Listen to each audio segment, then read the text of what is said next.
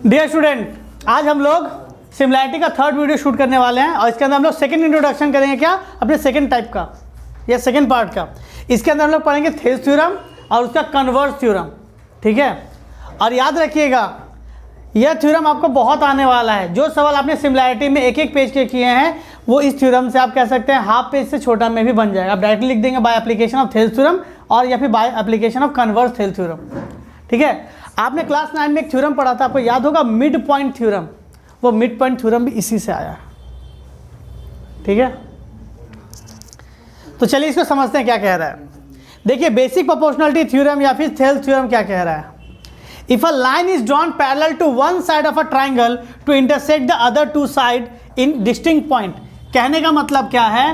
कहने का मतलब है कि मैं एक ट्राइंगल लेता हूं, ठीक है। इसके अंदर क्या लेते हैं हम लोग? देखिए इसको मैं समझा रहा हूँ, ध्यान दीजिएगा, अगर समझ जाते हैं तो अच्छा रहेगा। तो हम लोग इसको अलग तरीकों से समझेंगे। मैंने 3 ट्राइंगल बनाए यहाँ पे। क्या कह रहा है? If a line is drawn parallel to one side of triangle, triangle के किसी एक साइड के पैरेलल से मुझे एक लाइन ड्रॉ करना है जो ट्राइंगल को 2 डिस्टिंक्ट पॉइंट पे क्या होगा? टच करेगा। इधर ध्यान दीजिएगा। तो इसके अंदर सबसे बड़ा इंपॉर्टेंट पॉइंट क्या हुआ? आपका एक लाइन है जो ट्राइंगल को 2 साइड पे टच कर रहा है, वो तीसरे साइड के पैरेलल है। समझिएगा क्या कह रहा है। If a line is drawn parallel to one side, suppose मैंने ये साइड है ना, मैं इस साइड के पैरेलल ड्रॉ कर रहा हूँ। पैरेलल का सिंबल कैसे होता है? हम लोग ऐसे दिखा देते हैं या फिर 2 ऐसे लाइन दिखा देते हैं। इसका मतलब होता है कि दोनों साइड आपस में क्या है? पैरेलल। तो ये लाइन, इसको नाम दे देते हैं पी क्यू, इसका नाम दे देता हूँ क्या? A B. ए बी से एक ट्राइंगल होगा, इसमें क्या? ए बी से एक ट्राइंगल होगा जिसमें मैं कह सकता हूँ ए बी का पैरेलल पी क्यू लाइन है।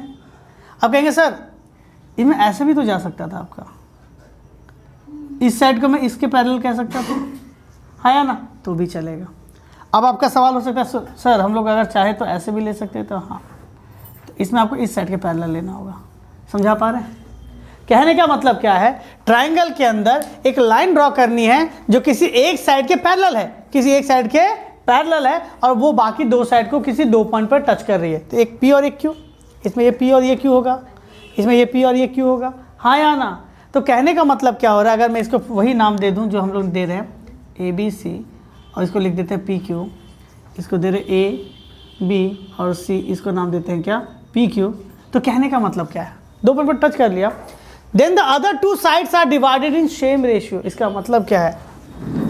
P C by A P, C Q और क्यू बी का रेशियो सेम होगा। कहने का मतलब क्या होगा इसमें? A P P C, A Q Q B का रेशियो सेम होगा, Q B A Q, P B और पी सी का रेशियो क्या होगा? सेम होगा। तो इसे हम लोग अपने कह सकते हैं, अगर मैं सिमिलैरिटी के मैंने आपको जो प्रॉपर्टी बताई थी तो मैंने क्या कहा था? साइड को सेम रेशियो में डिवाइड करता है। तो आप यहाँ पर एक काम कह सकते हैं कि सर सेम रेशियो में आपका क्या करेगा? साइड को डिवाइड करेगा। समझा पाए? हाँ, तो ये कैसे होगा? यही चीज़ आपने क्लास 9 में पढ़ा था, याद है? क्या पढ़ा था आपने? ट्राइंगल के अंदर अगर कोई एक साइड किसी एक साइड के पैरेलल है, वो बाकी 2 साइड को मिड पॉइंट पे काट रहा था, याद आ रहा है? ठीक है, अगर वो किसी एक साइड के पैरेलल है और एक साइड के मिड पॉइंट से जा रहा है तो दूसरे को वो मिड पॉइंट पे टच करेगा, यानी आप कह सकते हो सेम रेशियो में डिवाइड हो रहा है। अगर इसको मैं मिड पॉइंट पे डिवाइड कर रहा हूँ तो रेशियो क्या होगा? 1:1। तो इधर भी डिवाइड करें तो क्या होगा रेशियो? क्योंकि आपको कह देता था कि इधर का मिड पॉइंट है 1:1, तो सिमिलैरिटी लगाएंगे तो इधर भी क्या हो जाएगा? इसके पैरेलल है, इधर के रेशियो का 1:1 है तो इधर का भी रेशियो क्या होगा? 1:1 ही होगा। यही था आपका मिड पॉइंट थ्योरम। तो वो भी कहाँ से आया था? आपका बीपीटी थ्योरम से। देखो इसका मतलब मैंने समझा दिया क्या कह रहा है, ठीक है। मैंने इसका मतलब समझा दिया है। अब इसको हम लोग प्रूव करेंगे, कैसे प्रूव होता है देखिएगा। हम लोग जब भी कोई थ्योरम को प्रूव करना होता है ना, तो सबसे सिंपल डायग्राम पे प्रूव करते हैं और एप्लीकेशन इसे हार्ड चीज़ों पे हम लोग कर सकते हैं। देखिए एक ट्राइंगल बनाते हैं। देखिए इसमें हो सकता है मैं एबीसी आपका जिस पॉइंट पे ले रहा हूँ आपके बुक में अलग पॉइंट पे हो। चीज़ों को समझिएगा। सपोज एक ट्राइंगल है ए बी और सी। जानबूझ के मैं इसे मिड पॉइंट पे नहीं बना रहा, जो लाइन इसके पैरेलल है इसे मैं मिड पॉइंट पे नहीं बना रहा। आप चाहो तो मैं ऊपर बना सकता हूँ, आप चाहो तो मैं नीचे बना सकता हूँ, लेकिन मैं इसको बना रहा हूँ एकदम नीचे की तरफ। देख रहे? समझा पा रहे? और मैंने क्या बनाया है? इसको पैरेलल बनाया है थर्ड साइड यानी बीसी के, यानी पी क्यू। यही ना डेटा कह रहा था।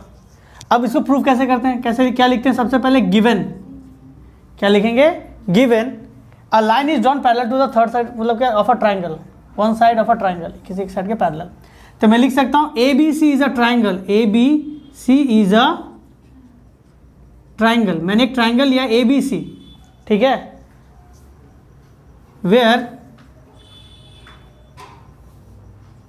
We draw P Q parallel to B C. ध्यान से देखो, मैंने पी क्यू को किसके पैरेलल किया है, बी सी। आप ये लिख सकते हैं, या फिर आप चाहो तो यहाँ पे ये लिख सकते हो, क्या, where we draw a parallel line which cuts, which intersect other two sides of triangle at P and Q points। देखिए मैंने क्या लिखा, ABC is a triangle where we draw a parallel line which is intersect other two sides of a triangle PQ at a points। ठीक है, इसका मतलब क्या हुआ, PQ पैरेलल टू BC। आपके बुक में बहुत ही स्मॉल स्टेटमेंट में दिया, वहाँ से भी लिख सकते हैं। क्लियर है, मैंने क्या किया, जस्ट यही मेरा गिवन में था, इससे ज़्यादा मेरा गिवन में कुछ भी नहीं था, कि बस इसके पैरेलल, इससे ज़्यादा कुछ दिया ही नहीं है। अब आपको क्या दिया, RTP क्या कह रहा है, रिक्वायर्ड टू प्रूव क्या कह रहा है, बताइए तो, कि अदर टू साइड को सेम रेशियो में डिवाइड किया होगा। यानी मैं लिख सकता हूं कि AP by PB AQ by QC same ratio होगा, हाँ या ना, यही ना कह रहा है कि इसका AP ये लाइन ने सेम रेशियो डिवाइड किया होगा। सपोज इसको 3:4 है तो इधर भी क्या होगा, 3:4 में रेशियो डिवाइड करेगा। हो गया यहाँ तक। तो AP और PB का रेशियो AQ और QC के रेशियो के बराबर होगा, यही ना प्रूव करना है। अब हम लोग क्या करेंगे, कंस्ट्रक्शन में ऐसा कोई खास नहीं है, इसमें डायरेक्टली आ जाते हैं प्रूफ पे। इसमें हम लोग दो ट्राइंगल लेंगे, ठीक है, in triangle APQ and triangle ABC, हाँ या ना, ठीक है, ध्यान दीजिएगा। तो मैंने क्या इसके अंदर दो ट्राइंगल लिया है, ABC और APQ। तो मैं कह सकता हूं इसके अंदर angle APQ is equal to angle ABC। मैंने पहले लिखा हूं क्या, APQ ट्राइंगल लिख रहे हैं, सबसे पहले छोटा ट्राइंगल लिखा है तो पहले छोटा ट्राइंगल का लिखेंगे, APQ इज इक्वल टू बड़े ट्राइंगल का ABC। आप ऐसा क्यों कह सकते हैं, क्योंकि हम लोगों ने एक चीज़ पढ़ा है कि दो लाइनें अगर आपस में पैरेलल होंगी तो ये एंगल इस एंगल के बराबर होगा। इसे कहते हैं करस्पॉन्डिंग एंगल। क्या कहते हैं, करस्पॉन्डिंग एंगल। तो ये एंगल क्या हुआ, करस्पॉन्डिंग एंगल था, इसलिए दोनों एंगल आपस में क्या हो गया, इक्वल हो गया। ठीक है, ये रीज़न बता दिया गया क्यों एंगल आपस में इक्वल था। दूसरा इसके अंदर मैं क्या कह सकता हूँ, आप चाहो तो इस एंगल को इसके एंगल बराबर कह दो, या फिर एंगल ए को कॉमन कह दो, इसके अंदर भी एंगल है उसके अंदर भी एंगल है, एक ही कॉन्सेप्ट है, आप कुछ भी लिख सकते हैं। तो इसके अंदर लिख सकते हैं PAB एंगल BAC क्या होगा, कॉमन एंगल, हाँ या ना। तो देखिए तीसरा भी आप चाहते थे ये एंगल भी लिख सकते थे, क्योंकि ये भी तो सेम करस्पॉन्डिंग एंगल दे रहा है, लेकिन मैंने इसको लिख दिया कि आपको ऐसे भी लिख सकते हैं। ये एंगल दोनों में कॉमन है, छोटे वाले ट्रायंगल में भी और बड़े वाले ट्रायंगल में भी, और सेम एंगल ले रहे हैं हम लोग। तो मैं लिख सकता हूं by exam angle triangle APQ similar to triangle. अब देखो मैंने लिखने का तरीका क्या बताया था, इसके पास भी एंगल है तो उसके पास भी एंगल है, दोनों का एंगल एक ही जगह पे है तो A रहेगा। इसका P B के बराबर था तो जहाँ P था वहाँ B रहेगा, बच गया C ABC। हाँ या ना, बोलिए। सर वो सेकंड वाला जो PAQ होगा ना, PAB लिख दिया ना, PAQ होगा, हाँ सॉरी PAQ, थैंक यू, और ये होगा BAC। ठीक है, तो दोनों ट्रायंगल के साथ सिमिलर हो गया। अच्छा, सिमिलर होने से मैं इसमें क्या लिख सकता हूँ बता सकते हैं आप, सिमिलैरिटी का रूल तो आता हो आपको पता है, तो भाई CPST लिखते थे ना, CPST मतलब corresponding part of similar triangle. तो मैं लिख सकता हूँ AP बाई AB अच्छा, दो ट्रायंगल को मैंने क्या किया था यहाँ पे, सिमिलर प्रूव कर दिया, ठीक है। तो मैं लिख सकता हूँ ए पी बाई देखो A P by A B, हाँ या ना। फिर क्या लिख सकता हूँ, P Q by B C और ए क्यू बाई, यहाँ तक तो क्लियर है। मुझे कौन सा साइड चाहिए, ए पी और ए बी जिसके अंदर हो, और ए क्यू और क्यू सी दोनों हो, यानी ये और ये चाहिए, ये इसके बराबर, ये इसके बराबर, यानी दोनों आपस में बराबर है। तो मैं लिख सकता हूँ so A P by A B A Q by A C. इसका देखिए कितना खूबसूरत सा रिजल्ट निकलेगा। अब इसको जब देखिएगा तो देखिएगा इसका बहुत ही खूबसूरत सा रिजल्ट निकल रहा है। अच्छा, ए पी को मैं क्या लिख सकता हूँ, ए पी लिख सकते हैं, इससे ज़्यादा कुछ नहीं लिख सकता।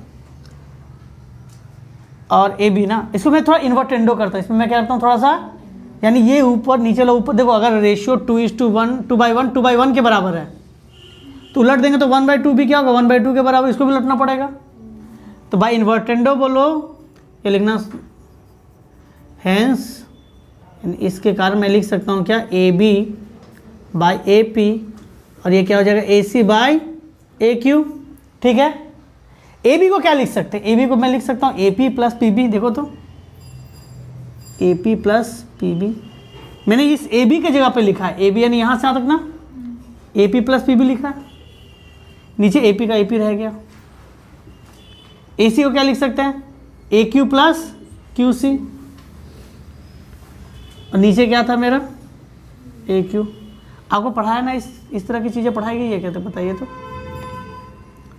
मुझे तो याद है मैंने पढ़ाया, 1 part by total part cut जाता है, तो इसको मैं 1 पार्ट बाय टोटल पार्ट करूँगा तो A P by A P होगा प्लस पी। देखिए मैं एक एक टर्म आपको खोल के बता रहा हूँ यहाँ पे sir, A Q by A Q, Q C by A Q, ये इसको काट दिया, ये इसको काट दिया, बच गया 1 plus P B A P 1 plus Q C A Q. ये 1 उधर जाएगा तो माइनस हो जाएगा, यानी कट जाएगा।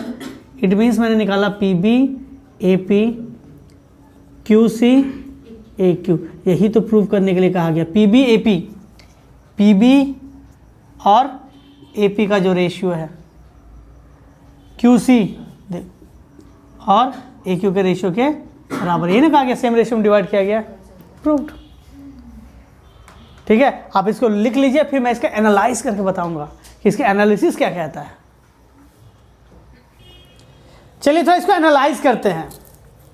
गिवन ये सब तो हो गया होगा प्रूफ तक, थोड़ा इसको एनालाइज करते हैं। इसको एनालाइज करना बहुत ज़्यादा ज़रूरी है कि हम लोगों ने निकाला ये जो वैल्यू, इसका मतलब क्या है, इसका मतलब क्या है। देखिएगा इधर, अगर मैं, ध्यान दीजिएगा, अगर मैं ट्राइंगल लिखता हूँ ए बी सी, इसके अंदर मैं कहीं पर भी अगर पैरेलल लाइन ड्रॉ कर दूं पी और क्यू, तो क्या देखा हमने, ए पी और पी बी, ए क्यू और क्यू सी। क्योंकि कुछ सवाल आएंगे तो वहाँ पे आपको डायरेक्टली हर बार सिमिलरिटी प्रूफ नहीं करनी पड़ती, डायरेक्टली लिखते हैं by the using Thales theorem. आप कह सकते हैं साइड रेशियो सेम होगा, हाँ या ना। आपने देखा होगा ये वैल्यू ऐसे नहीं आई थी, सबसे पहले आया ए बी और ए पी आया था। क्या आया था आपका, मैं इसको मिटा रहा हूँ, ये तो समझ आ गया सेम रेशियो में काटेगा। मेन हम लोग का रिजल्ट क्या आया था, मेन रिजल्ट आया था ए बी ए पी। बात सुनो, क्या आया था मेन रिजल्ट, ए बी। तो इसका क्या आया था, ए बी इधर इसका आया, उसका क्या आ गया, ए पी और ए बी और ए पी आया था इधर, उधर आया था ए सी और ए क्यू, ये आया था। ठीक है, देखिए और तोड़ के समझाते हैं थोड़ा। आपका था पी बी और ए पी, और इधर था आपका क्यू सी ए क्यू। अगर आप दोनों साइड +1 कर दे, दोनों साइड क्या कर दे आप, अगर +1 कर दे, सॉरी क्यू सी है ये और ये ए क्यू है, यही था ना जो लिखे वही ना है वाला। अगर दोनों साइड +1 कर दे, रेशियो में कोई चेंजेस नहीं होगा, क्यों, +1 उधर जाएगा तो क्या हो जाएगा -1, और कट के वापस 0 हो जाएगा, कट जाके वापस 0, कोई चेंजेस नहीं हुआ। मैं अगर इधर +1 कर दूं, इधर भी +1 कर दूं, तो ध्यान से देखिए पी बी और ए पी, क्यू सी और ए क्यू, और ये हो गया ए क्यू। तो पी बी और ए पी क्या हो गया, पी बी और ए पी क्या हो जाएगा, ए सी, क्या हो जाएगा ये ए सी, ये हो जाएगा ए पी, ये क्या हो जाएगा आपका ए सी ए क्यू। कहने का मतलब क्या था, कहने का मतलब था मेरा A P Q B C. कहने का मतलब ये था कि अगर मैं इसका पूरा साइड लेता हूँ तो इस इधर का भी क्या लेना पड़ेगा, पूरा साइड, और इधर का अगर मैं ए पी लेता हूँ यानी छोटा साइड लेता हूँ तो दूसरा का भी सेम पैटर्न लेना पड़ेगा। इसका एक और कंक्लूजन इस तरह भी समझ सकते हैं कि अगर एक ट्रायंगल में वापस लिख दूँ, मैं इसी को मिटा देता हूँ बगल से, ए पी क्यू। एक और अगर पैटर्न मैं इस तरह लूँ, सपोज मैंने पी बी लिया और ए क्यू लिया, तो आप अगर ऐसे लिखते हैं ना P B by A Q, तो इसको भी सेम पैटर्न में ले सकते हैं, क्यू सी बाई ए सी। कहने का मतलब समझ आया मैंने क्या कहा, सेम रेशियो में काटा, आप इस पैटर्न में लिख सकते हैं by application of Thales theorem. इसका कहने का मतलब ये होता है, ऐसा नहीं होता कि हमेशा ये पोर्शन और ये पोर्शन, ये पोर्शन और यही पोर्शन इक्वल करना, नहीं, आपने इधर के साइड को जिस रेशियो में लिया है उधर के भी साइड को उसी रेशियो में लीजिए, ये कहता है बीपीटी थ्योरम। समझा पाए? चलिए अब इसका हम लोग क्या करेंगे, कन्वर्स थ्योरम। अभी अब तक हम लोग ने क्या पढ़ा, एक लाइन पैरेलल गया तो सेम रेशियो में काटा, अब क्या पढ़ेंगे, सेम रेशियो में काट रहा है, प्रूव करो कि वो दोनों क्या होगा, आपस में लाइन पैरेलल होगा। ठीक है, नोट कर लीजिए अब तक इसको। देखिए सेकेंड थ्योरम जो था वो ऐसे आप कर लीजिए, मैं बता रहा हूँ। देखिए समझ आ रहा है कि नहीं, पहले ए बी सी एक ट्रायंगल है, आपसे कह दिया गया है कि पी और क्यू ने उसे सेम रेशियो में काटा है। आपसे क्या कहा गया, पी क्यू ने सेम रेशियो में काटा, इट मीन्स ए पी और पी बी, ए क्यू और क्यू सी की रेशियो सेम है। तो आप लोग यहाँ पे दो ट्रायंगल ले सकते हैं, एक ट्रायंगल ले लेते हैं ए पी क्यू और एक ट्रायंगल क्या लेते हैं, ए बी सी। हाँ, तो पहली क्या बात बताई गई है, A P by P B, और आपको क्या दिया, एक A Q by Q C दिया। ठीक, तो दोनों साइड आप क्या कीजिएगा, एक वन ऐड कर लीजिए, जो हम लोग थोड़ा पहले कर रहे थे। तो मैं इसको जब एलसीएम लूँगा तो क्या हो जाएगा, A P plus P B A Q plus Q C, ये आपको गिवन रहेगा, गिवन से डेटा निकाल रहे हैं हम लोग। A P plus P B क्या हो जाएगा, ए सी हो जाएगा, A P plus P B क्या हो जाएगा, ए बी हो जाएगा, A B by P B, और ये क्या हो जाएगा, ए क्यू क्यू सी क्या हो जाएगा, ए सी और क्यू सी। आप कह सकते हैं कि यहाँ पर कि आपने दो इन साइड को इक्वल कर दिया रेशियो को। तो अगर मैं दो ट्रायंगल लेके चलूँ, कौन कौन सा, ए पी क्यू और ए बी सी, ये दो ट्रायंगल लेके मैं चलूँ, तो इन दो ट्रायंगल के अंदर मैं पहला गिवन कह सकता हूँ, दोनों का साइड रेशियो सेम है, हाँ या ना। अब मैं दोनों में एंगल सेम कर सकता हूँ, तो ध्यान से देखो, साइड एंगल सेट का एग्जाम लग रहा है, पहला ट्रायंगल का साइड तो दूसरा ट्रायंगल। अब इसको इस तरह से देखो ना, एक छोटा ट्रायंगल मैं निकाल लेता हूँ इस तरह से, ए पी क्यू, और एक ट्रायंगल मैं इस तरह से निकालता हूँ, ए पी सी। ध्यान से देखो, इसका क्या है, ए पी के साथ पी क्यू, ए बी के साथ पी क्यू, ए सी के साथ क्यू सी, ए सी के साथ क्यू सी। ध्यान से देखो, दो साइड का रेशियो है, दोनों के बीच में एंगल देखो, सेम एंगल को दिखा रहा है, सेम एंगल मेजरमेंट ले रहे हैं हम लोग, तो साइड एंगल साइड दोनों ट्रायंगल सिमिलर हो जाएंगे। तो सिमिलर होंगे तो क्या, each and everything will be equal. अगर दोनों इक्वल हो तो ध्यान से मैं लिख सकता हूँ क्या, triangle A P Q similar to triangle A, तो दोनों का सेम जगह रहेगा, ए से पी सिंगल स्ट्रोक था इसका, ए से B single stroke, A B C के बराबर हो जाएगा। अब ये दोनों बराबर है तो मैं कह सकता हूँ, देखो एंगल पी किसके बराबर, एंगल बी, तो मैं कह सकता हूँ एंगल पी एंगल बी के बराबर है, और ये करस्पॉन्डिंग एंगल है, यानी दोनों लाइन आपस में पैरेलल हो गई, प्रूव्ड। समझा पाए? आप ऐसा भी कर सकते हैं। चलिए इसे कुछ क्वेश्चंस कर लेते हैं अब। उप 6 के वही वापस, ठीक है। देखिए हम लोग ये क्वेश्चन कर रहे हैं, इन अ फिगर गिवन बिलो। अच्छा, आपका फिगर कैसा ऐसा है क्वेश्चन में दिया हुआ, ठीक है, A B C D E, और ये एरो दे दिया, एरो से क्या पता चल गया, दोनों लाइन आपस में क्या हो गई, पैरेलल, जहाँ एरो दे दिया, ठीक है। अब इसमें क्या दिया गया है, इसमें गिवन में आपका है A B parallel to D E, ये गिवन मैं लिख रहा हूँ जो क्वेश्चन में दिया है। ए बी क्या है, डी के पैरेलल है, चलिए ओके। फिर क्या है, ए सी क्या है आपका 3 सेंटीमीटर, सी क्या है 7.5 सेंटीमीटर, बी डी क्या है 14 centimetre, calculate C B and D C, ये दो वैल्यू पूछी गई है, ठीक है। तो ध्यान से देखिएगा, तो डेटा पुटअप करते हैं। ए सी क्या हो गया आपका 3 सेंटीमीटर, सी क्या हो गया 7.5 सेंटीमीटर, बी डी क्या हो गया आपका, पूरा बी डी है यहाँ, पूरी बी डी 14 थी, मैं बी सी को मानता हूँ वाई, तो इसको मानना क्या पड़ेगा 14 माइनस वाई। क्लियर है? हाँ, पूरा बी डी 14 था, मैंने इस छोटे पोर्शन को वाई मान लिया, 14 माइनस वाई हो जाएगा। पूरा जर्नी 10 किलोमीटर का था, मैं ऑलरेडी 3 किलोमीटर इसको मान रहा हूँ, तो 10 माइनस 3 7 होगा कि नहीं? ठीक है, नोट कर लीजिए। अब उसके बाद क्या कहा गया है, अच्छा मुझे तो साफ साफ दिख रहा है यहाँ पे, मैं ट्रायंगल क्या लिखूंगा ए बी सी, आप सिमिलर प्रूफ कर पाइएगा, पैरेलल है, इट मीन्स ये एंगल किसके बराबर होगा इसके, यानी ए के जगह पे आएगा ई, और यहाँ बी के जगह पे क्या आ जाएगा डी, दो एंगल इक्वल यानी सिमिलर हो गया, तो बी डी और बचा क्या सी। अगर मैं सी पी सी टी लगाऊँ तो मैं क्या लिख सकता हूँ, ए सी और सी चाहिए मुझे, ए सी और सी, ए सी और सी किसके बराबर हो जाएगा, सी डी किसके अंदर आ रहा है, सी डी इसके अंदर आ रहा है, B C by D C के बराबर होगा, हाँ या ना। अब डेटा पुटअप करते हैं, ए सी के जगह पे क्या पुटअप करेंगे 3, सी के जगह पे क्या पुटअप करेंगे 7.5, बी सी कितना हो जाएगा वाई, ये हो जाएगा 14 माइनस वाई। क्लियर है?